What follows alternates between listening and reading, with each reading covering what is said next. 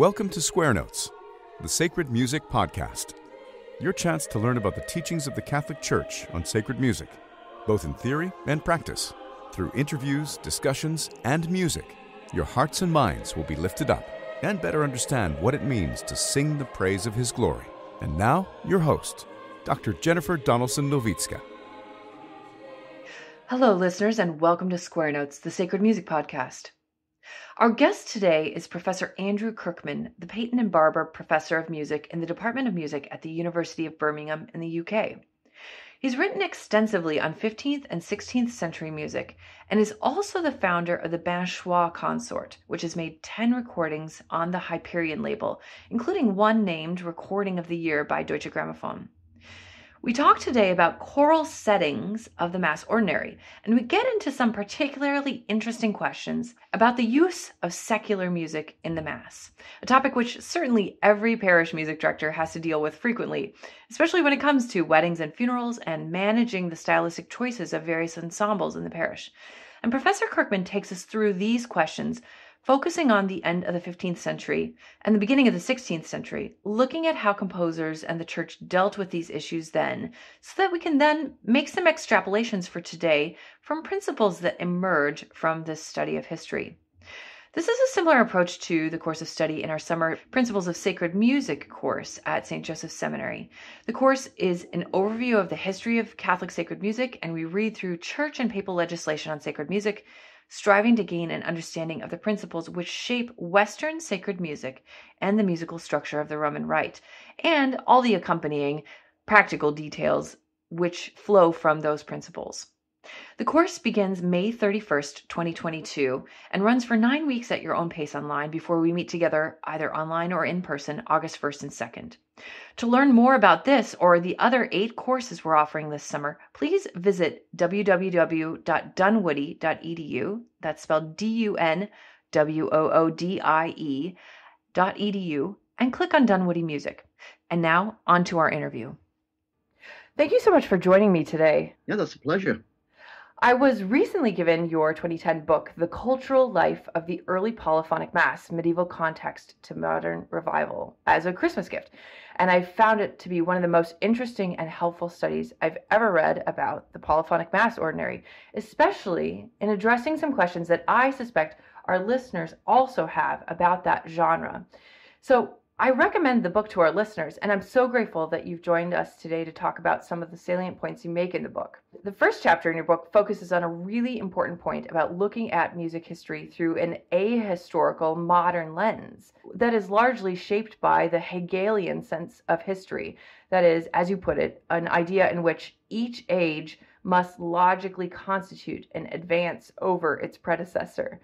In other words, the Hegelian sense is one of constant improvement and a sort of looking on what's come before as artistically inferior, rather than appreciating artistic expressions of different eras for what they are, as they are.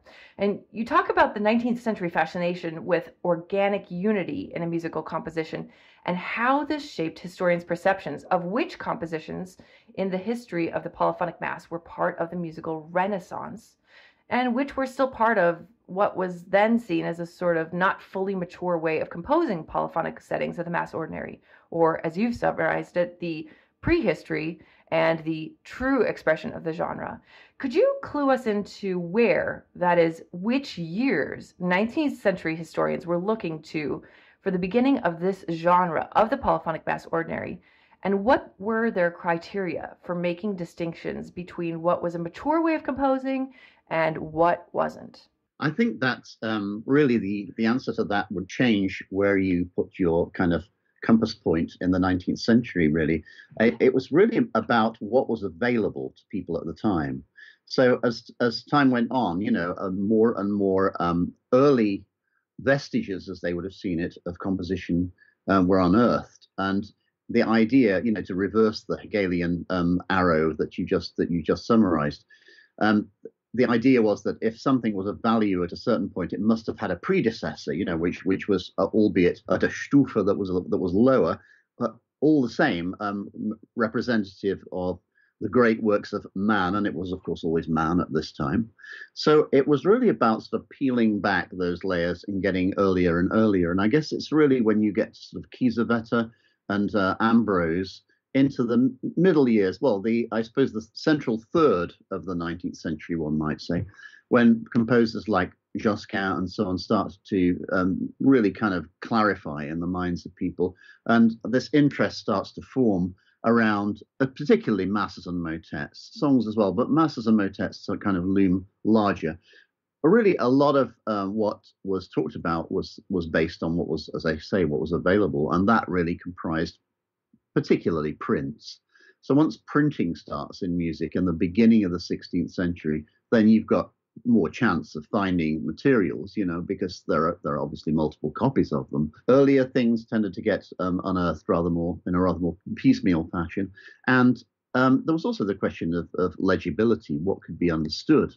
There are interesting phases where the 14th and 13th centuries, for example, are uncovered, and people struggle to actually decipher what the music's actually saying, to actually even understand it at all, even be able to sort of turn it into tangible notes. So it's a kind of shifting field.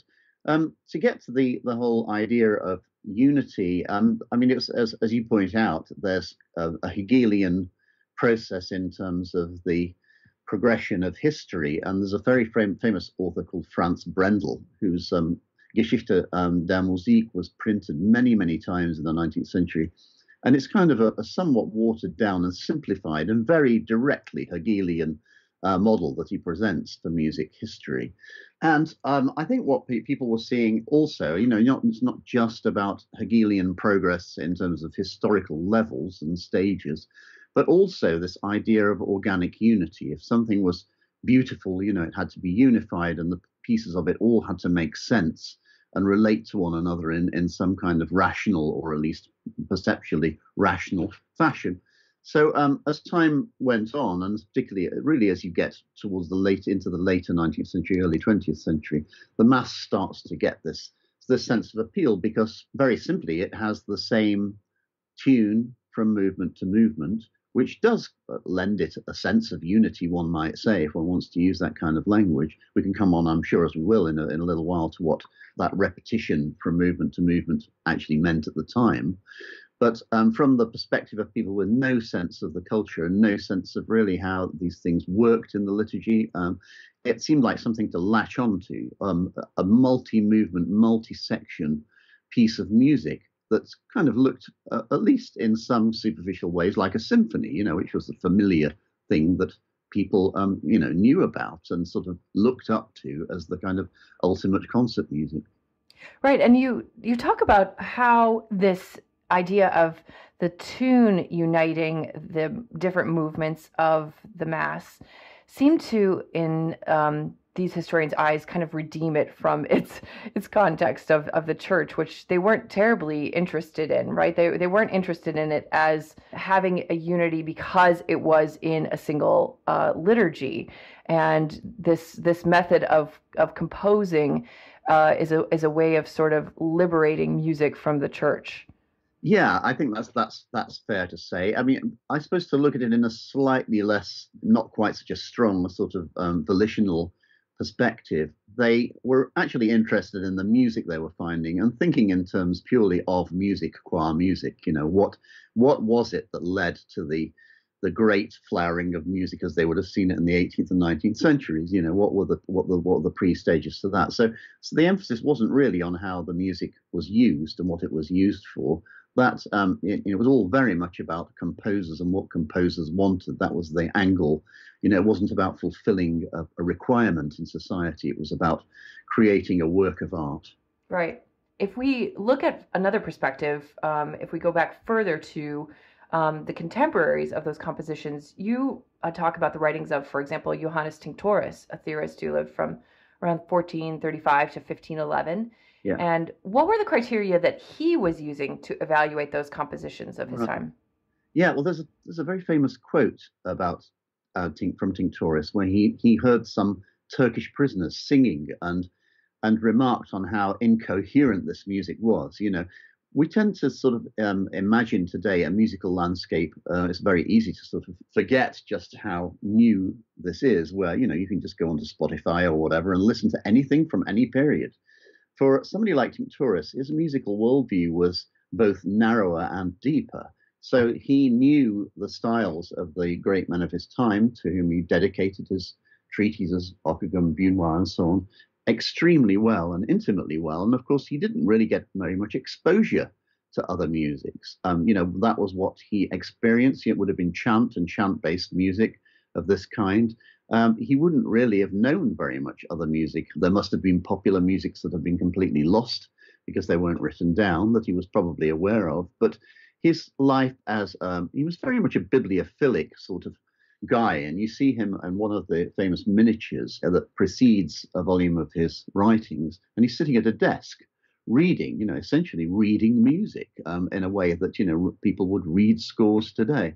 So he's very intensely engaged in a small area of music by our standards, basically the music of his own time.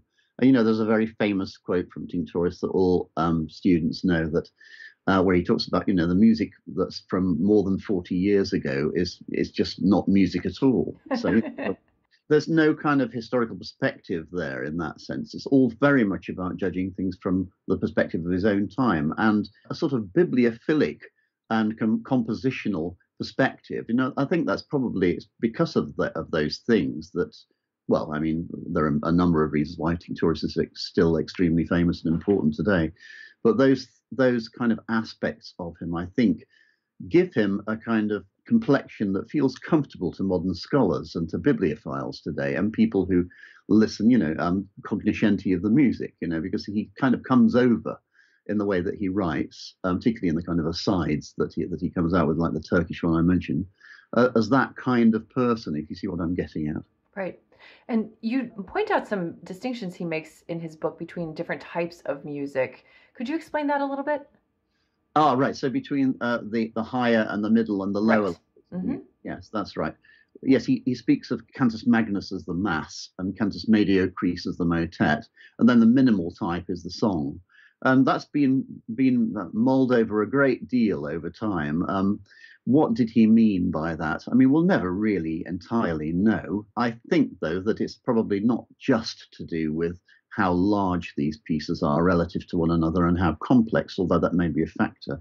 I think it's also to do with the nature of the purposes that they fulfilled. The mass had the greater purpose. It was, after all, built around the great moment of the sacraments and the transubstantiation, the appearance of Christ on earth. So it could hardly be anything other than cantus magnus in a context like that. Other things, I suppose, were further away from the moment of grace, to gloss on that point a little bit. And I think that's probably got something to do with what he was discussing too.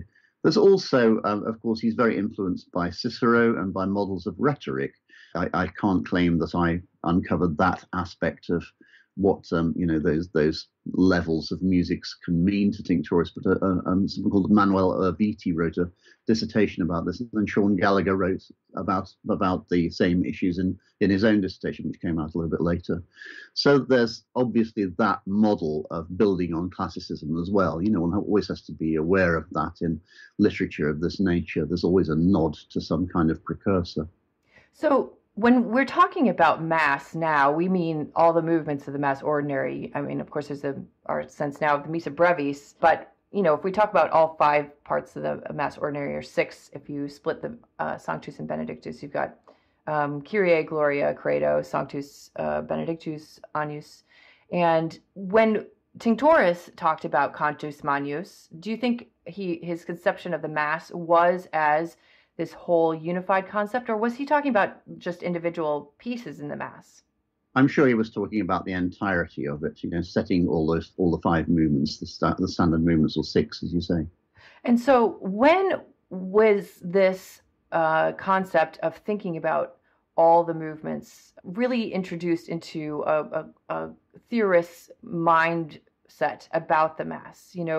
Were there theorists that came before Tinctoris who thought of just individual Kyrie or whatnot? Because when we look at the history of the Mass, we see this evolution at this point in history between individual movements and then entire mass collections composed by one composer, or even before that, a collection that is strung together somehow. Yeah, right. As I've said in the book, and I think this is probably what you're alluding to, before about 1450 or so, settings of individual mass movements were essentially referred to as motets, or just individual pieces. There wasn't this idea of the overarching thing. So the concept of calling something a mass, or thinking of it in terms of a linked group of movements, comes actually a little bit later than the origins of the form itself. So people are not really hung up about whether what you should call something. I mean, I think we tend today to sort of think of the categories that we use habitually have always been around. I mean, a very obvious one is the word liturgy, which you never encounter in the Middle Ages. Things happened during in ritual, but people never talked about liturgy or as some kind of unified body of writings with music in the way that we do today. So I think the idea of a mass was a much more, it came into being over time as in a more kind of prosaic way, I suppose, than we might imagine today. Simply, it really came down to keeping all of the sections of a mass based on the same tune together and copying it together. And after a while, that's the way things, were circulated. Before, the early 15th century and, up to the 1440s or so, you tend to find quite a mishmash, actually, in volumes. You'll have movements of the mass, individual, a credo here, a gloria there, a kyrie somewhere else. And you'll have songs and motets mixed in with these things as well. And one of the things that you'll have seen in the end of the book, and something I've actually been kind of expanding on a bit lately for an article for a festschrift that I just sent off rather late, as usual, was to do with this whole business of using all sorts of music of an ostensibly secular nature in the context of mass. So, people used songs, motets, and so forth at the moment of the transubstantiation. And, this kind of division between, these categories, mass, motet, song, and so forth, was a lot less rigid in the minds of people at that time, very clearly, because, one can see it in the manuscripts and one can see it in descriptions, when people usually, and prescribe this very activity, talk about songs being sung at the moment of the elevation or played on the organ and so forth. Heinrich Bessler, in a famous book, Bourdon, Feubourdon, talked about the gemischte Quarthandschrift, which sounds a little bit forbidding, but all it means is a quarto manuscript with mixed contents. That could have, all of them could well have been used for the mass or for any particular context. And they would have just assumed a rather different tinter, if you like, depending on the context in which they were used. But that's a roundabout way of saying categorization in the way that we think of it today is not kind of necessarily a natural state of being. It's something that evolved for reasons of convenience, I think. Right. Do you think you could say that in the earlier history of these types of compositions that it wasn't that they were lacking an organic element, but that the organicism was that they grew out of a pre-existing tune, and that's why they kind of existed in the same genre as we might call it today, but that they were thought of perhaps in the same way, whereas these 19th century historians are interested in looking for the organic unity, musical unity between the movements. But that organicism was there in a really important way in the early history of these compositions. You're talking about the cyclic mass now, right? The linked movements. Yes, but also just the early precursors to that genre leading up to it, this whole milieu where you're talking about songs and motets and mass movements kind of being in the same sort of pile. Yeah, I mean, I don't know whether I would use the word organic about any of these things, really. And I don't necessarily see, I suppose maybe are you thinking in terms of like an individual movement that might be based on a song or based... Exactly. Right, because that actually goes back a little bit further than we tend to imagine. There are a few examples from the early 15th century of Italian composers using using secular songs as a basis of an individual movement, a Gloria or a Credo usually. So that does happen. I think really what's going on there, though, is usually what they're alluding to is a different way of hearing the model song or the basis of the later piece. So you can hear things in different registers. You can hear a song as referring to a desired or usually distantly desired woman in a courtly setting, or you can read it as referring to the Virgin. And the context gives you what you need there, to make that distinction. It's not that it becomes a different piece or something. It's that it can be heard or understood on different registers. I don't know whether that helps in thinking about unity, really. I mean, I don't know how one would conceive of organic unity in the case of a single movement or a single section. Right. So I might say, for those of us interested in organic development of the liturgy and its music, and plotting the history of the church's patronage of sacred music, right, this is a really important question. And when we look back through history, one of the defining moments could maybe be that one could reasonably be considered to break the organic development of choral music from Gregorian chant in the Roman Rite. And that is the divide between always having a chant melody in the motet or mass movement, right, and then using newly composed music or a composition that doesn't have a chant melody as its basis. Could you explain how that sort of development, or what might be viewed as a break, came about and how it was justified by composers at that time? Yeah, the more I've thought about this over the years, and I think I probably speak for some of my colleagues as well, I see it as less of a break than one might at first blush. If you think about the Marian liturgy, for example, a great deal of it comes from the Song of Songs. It's pretty directly erotic, and we don't really think about Nigra Sum and Quam tu pulchra es and so on as being fleshly and sexual, but they actually are in a fairly ostensible way.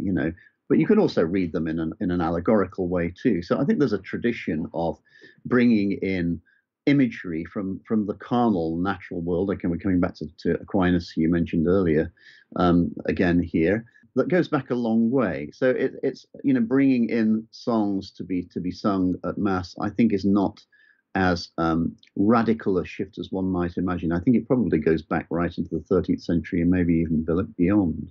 I think another thing we tend to forget as well is that chant isn't this monolithic thing that evolved in the 9th century and then stayed that way. It was still being written right into the 15th century. In fact, Guillaume Dufay wrote a big chant cycle called the Recollectio as a kind of rag bag, if you like, or a collective Marian service that a colleague of mine called Barbara Haig is just completing a big book about. She discovered that Dufay had written this set of chants.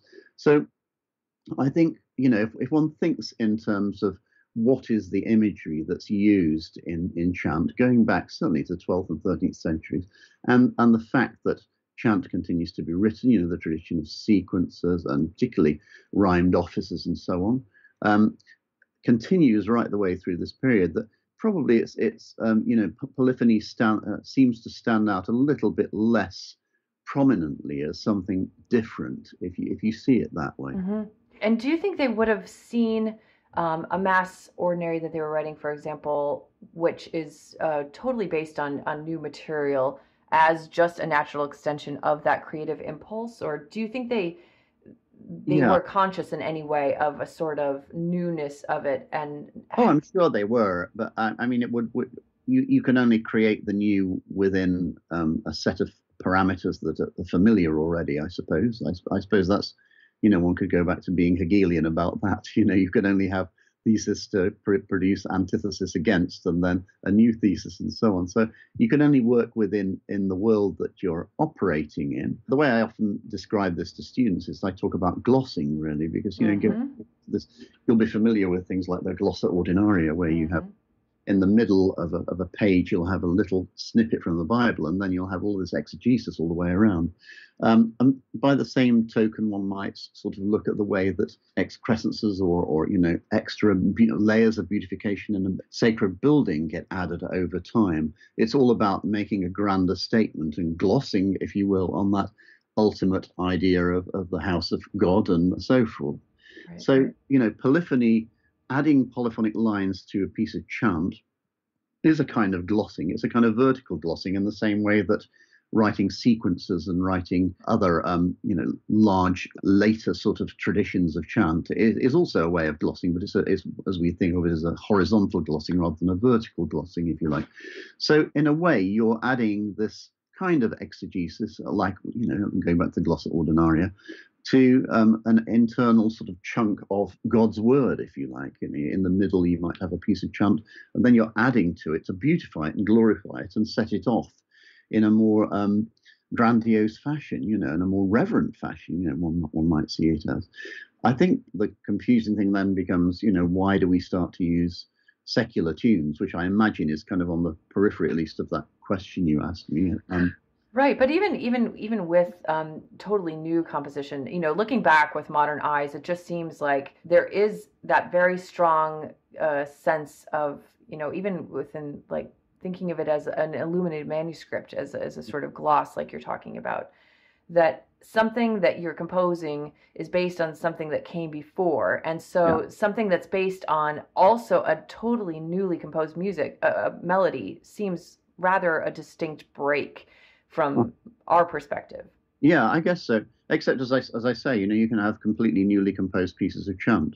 Right. Well, to take the extreme case, if you're using a song or the tenor, or it's usually the tenor of the song that's embedded in the center of the texture of a mass as a cantus firmus in the early stages of that kind of procedure. Anyway, you're, as I say, just really kind of recycling it in a way that's accentuating a different way of reading it. It's a very easy step to make, just as it was an easy step to make from the Song of Songs into Marian service music, to go from songs about an unattainable lady. They're never about sex. There's no carnality going on. It's always about reverence from a distance. So it's very easy to shift that reverence to referring to the Virgin Mary. And of course, I think, as we get outside the kind of nitty gritty of the music, the reason why these pieces are being composed is usually because somebody's paid for them to be performed for the benefit of their souls, so that they'll be put on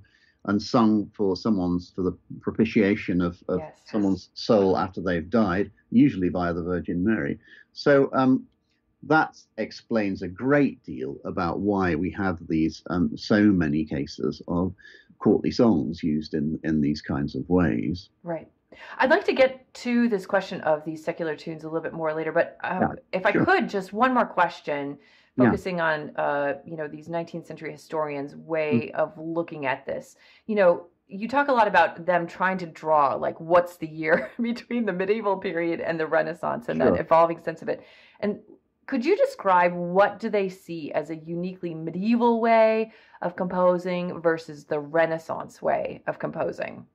I think it's really what you've been sort of getting into in some of these questions, really, that the move away from basing things on what was seen as ancient chants, whether or not they actually were in practice, and moving towards using later composed music by contemporaries as the basis of their compositions, using a motet by Josquin, for example, to compose a mass on.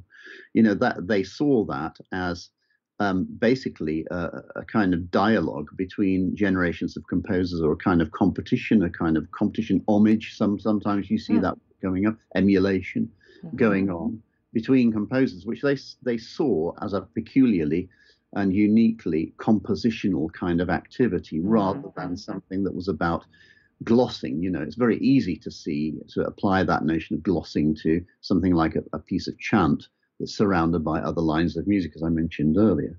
When you start to get into using polyphonic pieces as the bases of later works, you can see how, from the perspective of the authors we're talking about, that started to look a lot more like men, again, it is always men, working through problems set by other men and creating edifices of intellectual power, as it would have been seen, in relation to one another. So I think that's probably the distinction, and it kind of maps fairly well onto the kind of conventional notion of the Renaissance being this period when the church matters less, and man's works matter more and more, and that the interaction between them as artists becomes important. The self-consciousness of the making of things, I suppose. Right. Now, let's dive into what you've been talking about, these compositions based on secular tunes. And this is something that church musicians get asked about all the time.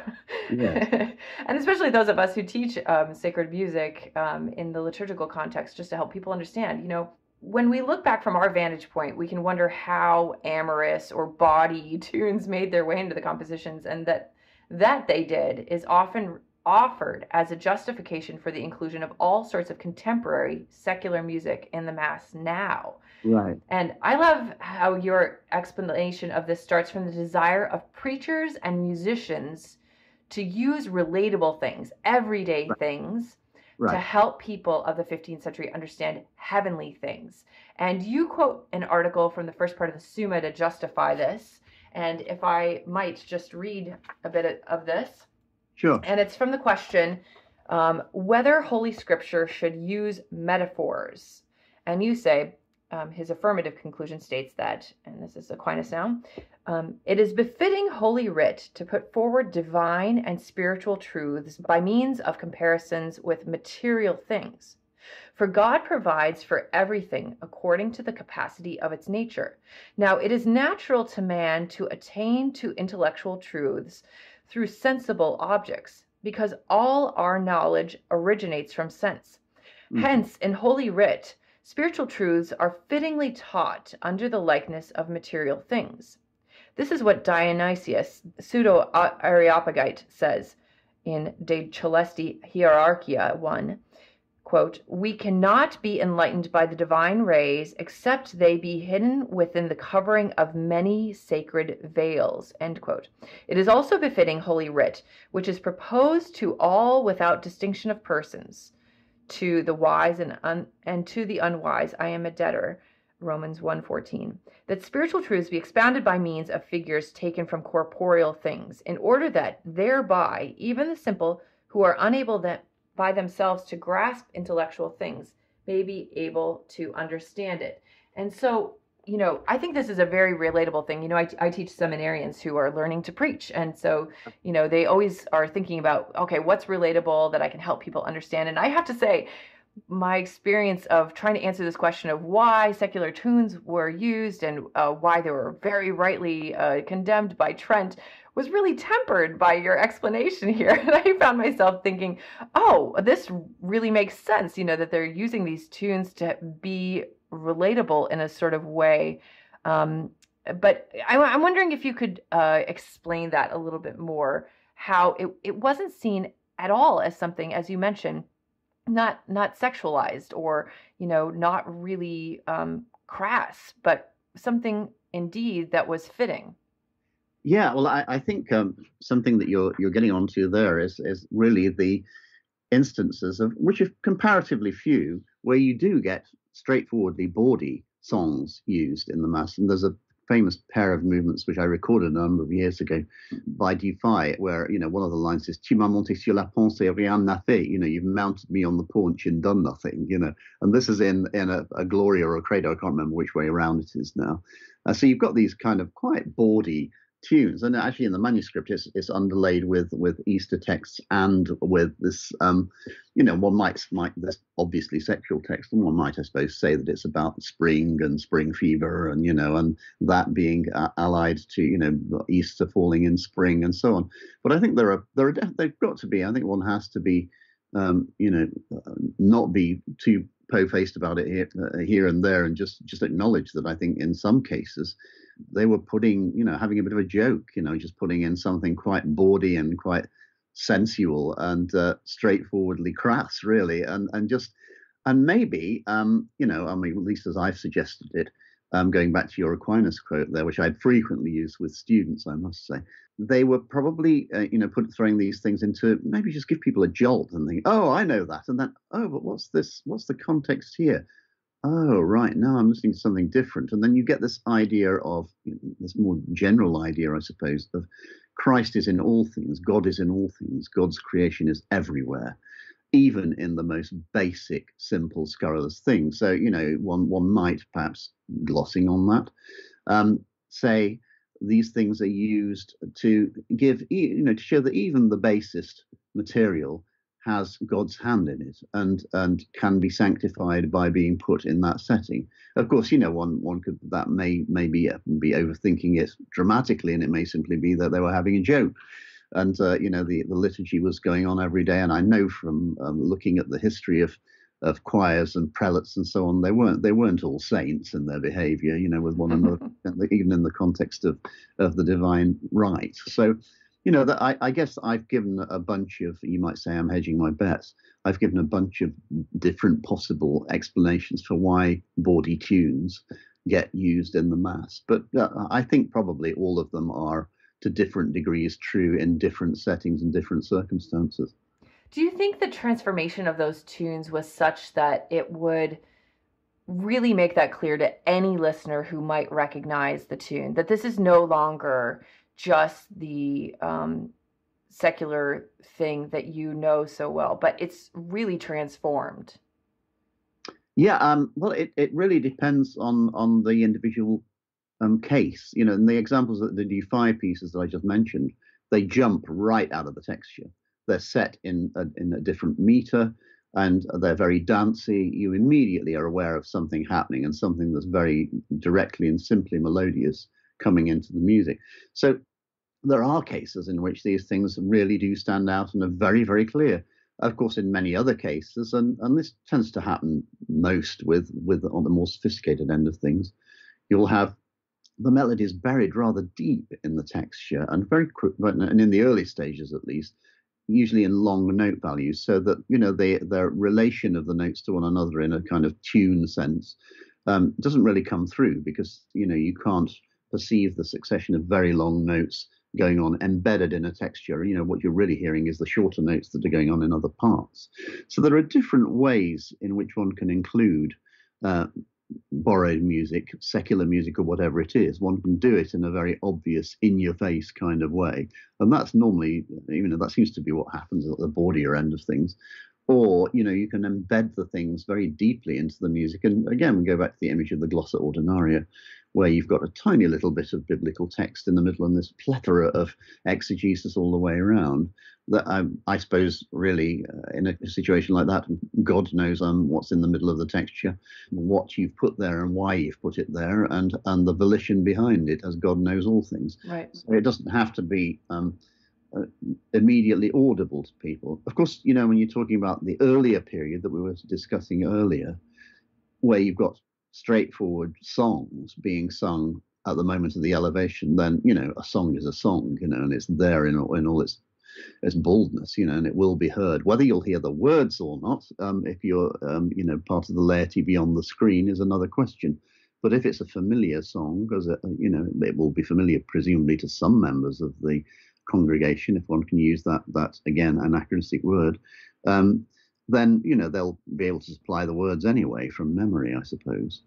Right. So when we think of the Council of Trent's reaction to this entire sort of trend in music, it seems justified to say these more in your face, as you say, sorts of things, or even where it's more in your face sorts of things, are very clearly it's harder to make that transformation between the secular and the sacred, such that your mind is really still caught up in the things of this world rather than in the things of heaven. And that maybe there's a little bit of a gray area then when you have a really bawdy tune, but it's deeply embedded, as you mentioned, and that transformation is more complete, such that you're really focused on more heavenly things. Yeah, I guess that's probably true, that you're transforming the thing to an unimaginable degree, based on its original state, making the notes a lot longer, making the thing, burying it, if you will, in a larger texture. People are not going to be very aware of, well, they certainly, if they're not familiar with what's going on or not being clued into it, they won't know what the tune is that's being used. Sometimes you'll get, particularly in composers like the Josquin generation and so on, you'll get to the point by the Agnus Dei where the tune will sort of come out in all its glory and be much more noticeable and much more audible and rhythmically, integrated to vis-a-vis its original state. So in those situations, you might sort of get a sense of, the light slowly being cast on this thing. And then by the end, you realize where it's from, and you realize that there has been this kind of tapestry that's been woven out of this thing going on, as it were, in retrospect. Mm-hmm. If I might bring out like one more thing that could possibly be considered a gray area, when we're thinking of the judgment of Trent on all of these things, is tunes that are really courtly or have not really sensual connotations, but and I'm thinking here of the tune you devote an entire chapter in the book to, and that's the Lomar May melody. So could you tell us a little bit more about the connotations of that melody, both sacred and secular, and explain a little bit about how the melody was used in the 15th and early 16th centuries? Yeah, as you'll know from reading that chapter, and in fact, I'm not the only person who said this, sees it as, the principal armed man as being Christ. Christ is the leader, leading the church militant, and, I use that word advisedly here on earth, as his army towards salvation. So, Christ as the kind of leader of the people, leader of the earthly church. And then, the connection between where I make a step from there, I make a number of steps from there, is in looking at those people who can be seen as soldiers of Christ or representatives of Christ, literally vicars of Christ. So there's, as you'll know from the mass allegories, mass commentaries that I've used in that chapter, I see the actions of the priest as being as embodying this kind of struggle with the forces of evil, the struggle with Satan, so you're the vicar. They are literally the vicars of Christ in battling at each reenactment of the Last Supper, which the Mass is, against the forces of evil, which are then sort of defeated by the end of the thing.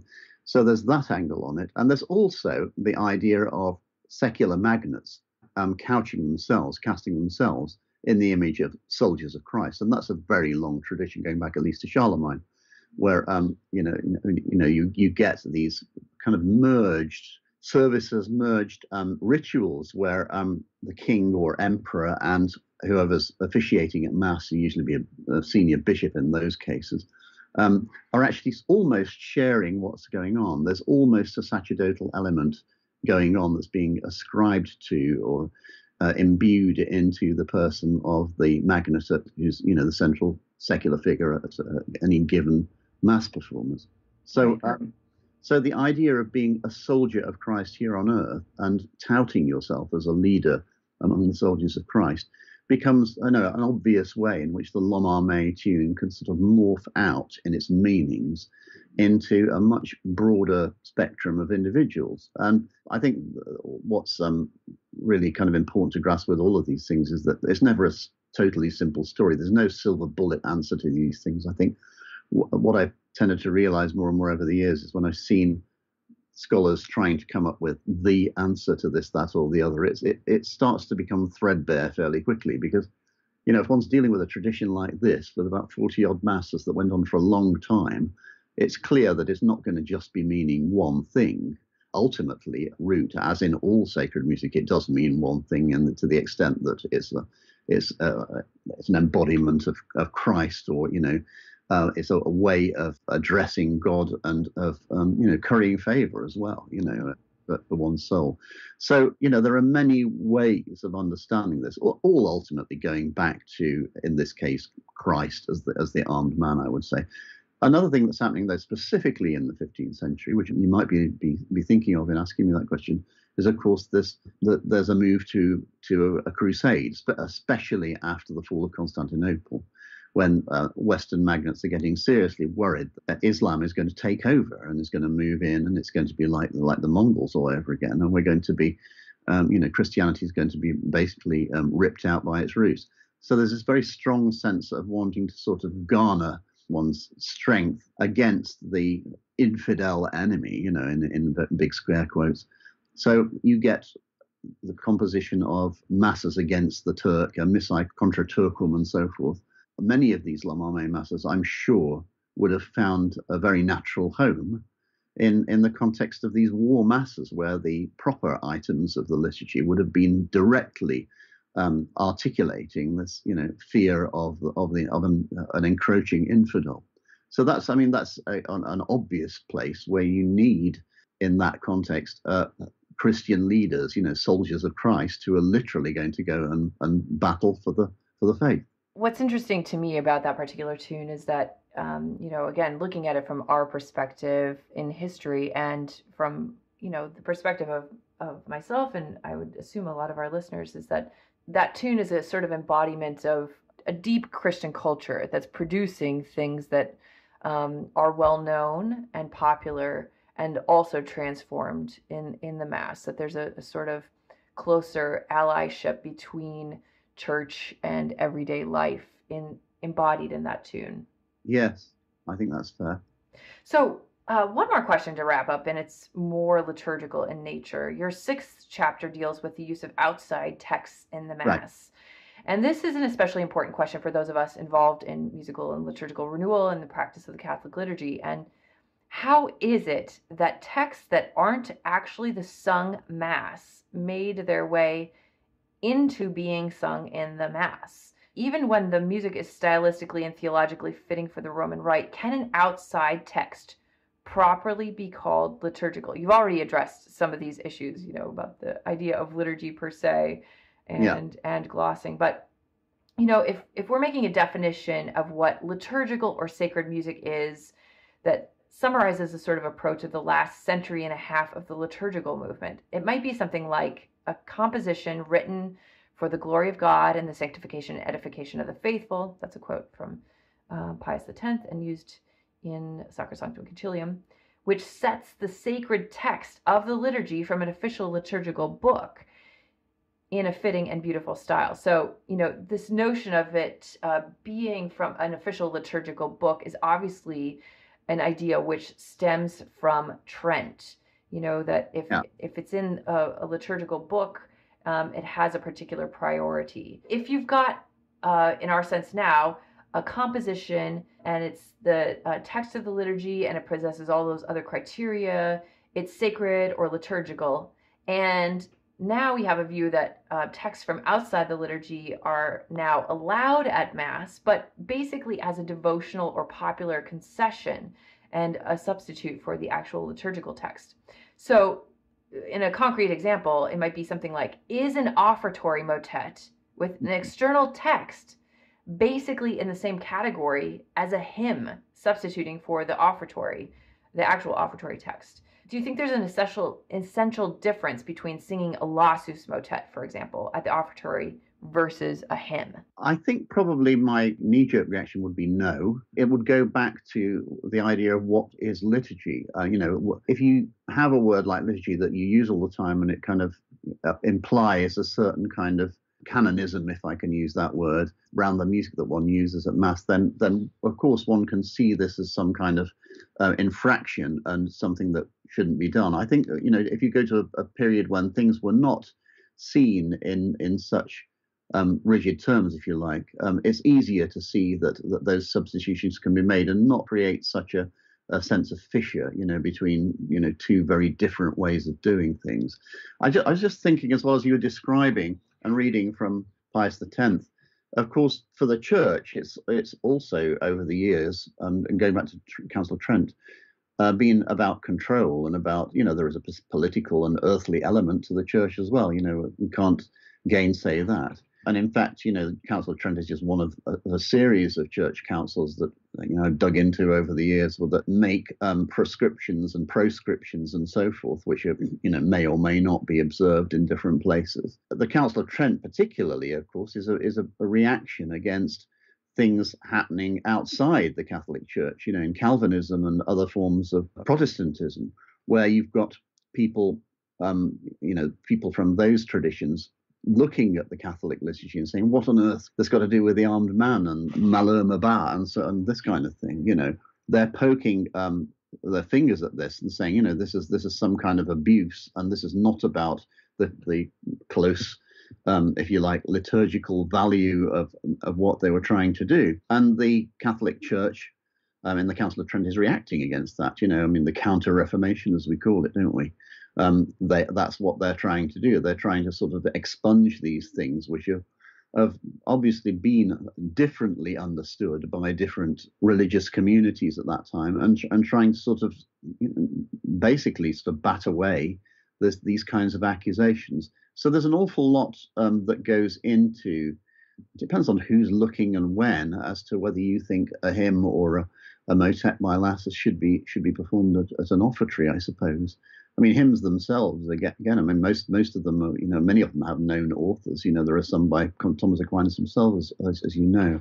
I think that question could be answered very differently in different times and places. I'm often reminded, in fact, I was brought up short and reminded of this very strongly by a colleague of mine a while ago, and I sent him an article, and he came back with saying, well, what was going on here is probably very different from what was going on there, and the detail and the grain of all of this stuff is probably a great deal more nuanced than we can ever get close to.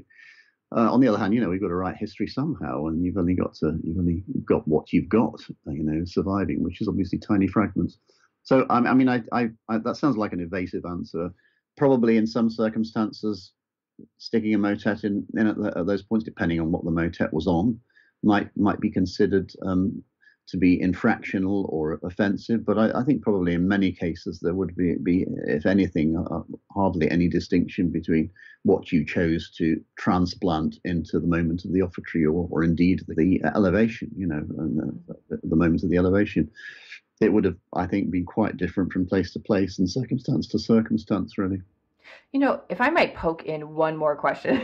Oh, yeah. What do you think late 15th century composer might say about the use of secular styles of music in the Mass today? And here I'm thinking about something I was getting at with the Lomar May issue, and that is then the closer alliance between culture and the faith, and a more distant relationship or an antithetical relationship today. What do you think one of these 15th century composers using this stuff would say when that distance is greater today?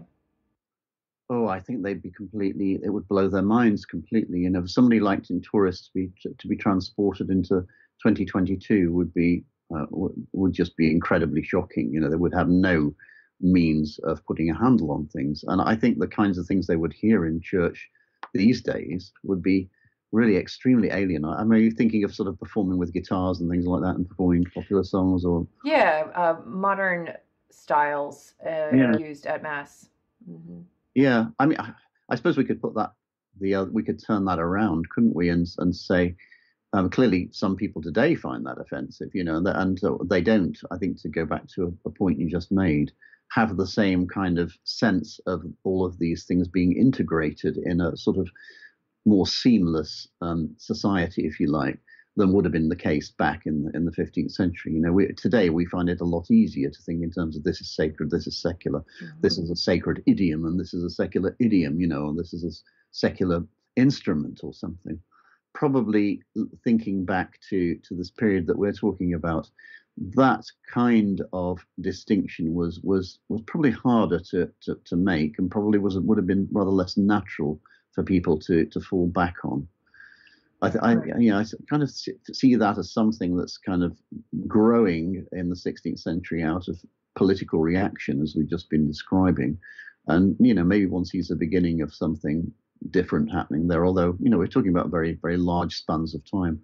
I have no idea what they would think if they heard this stuff today, any more than what we would think if we could go back to then. I mean, people often say to me, because as you know, I perform this music as well, that I've often been asked in interviews and so on, are you trying to do something authentic here or go back to the way it was performed? And I quite often say, well, I'm just trying to be authentic to my own musicality, really.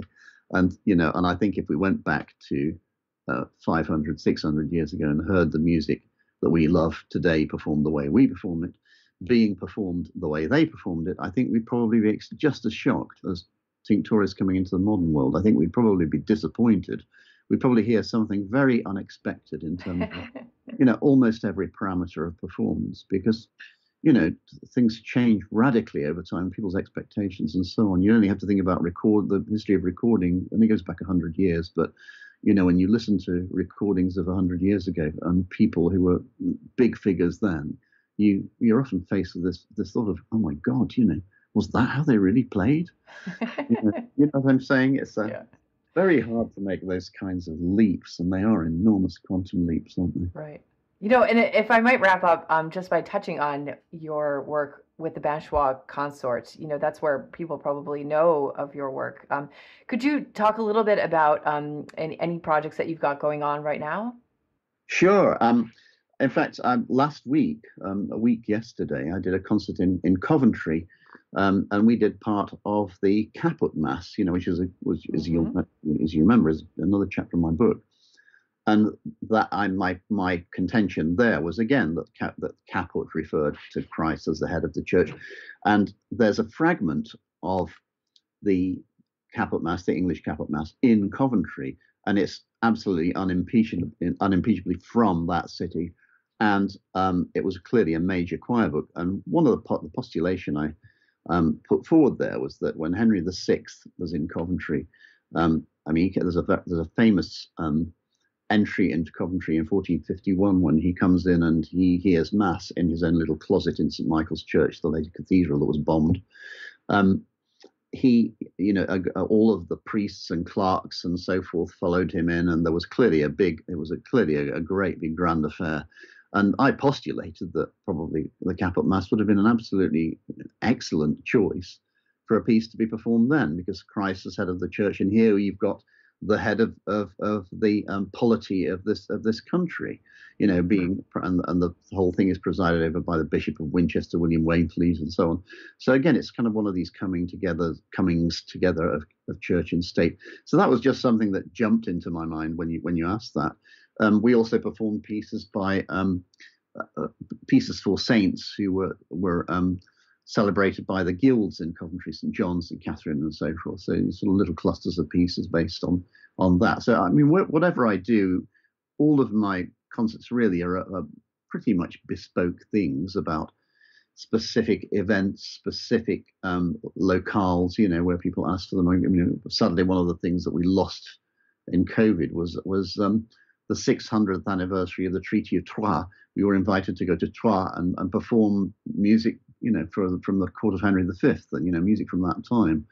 It was a gift of a thing to do, because there's lots of glorious, very sparkling music from that period that we could have done. So it's really all very much ways of trying to sort of give a sonic texture to each event or place or individual that I'm kind of going for in these programs that I do. This has been just so wonderful, Andrew, and I really hope that you'll come back. I can't tell you how much I appreciate that your performances are just so magnificent, and that you really understand this in a way that is relatable for us, those of us working in the Catholic liturgy, and helping us understand some really thorny issues. So thank you so much for all of this, and I hope you'll come back. Well, thank you very much, Jenny. It's been a pleasure. We hope you've enjoyed listening to Square Notes, the Sacred Music Podcast with Dr. Jennifer Donaldson-Nowicka. For more information about this episode, sacred music resources, or upcoming events, visit our website at sacredmusicpodcast.com. You can subscribe to our podcast on iTunes, Stitcher, YouTube, or your favorite podcast app. If you enjoy our podcast, please write us a review on iTunes. This improves our iTunes ranking and helps others find out about the podcast.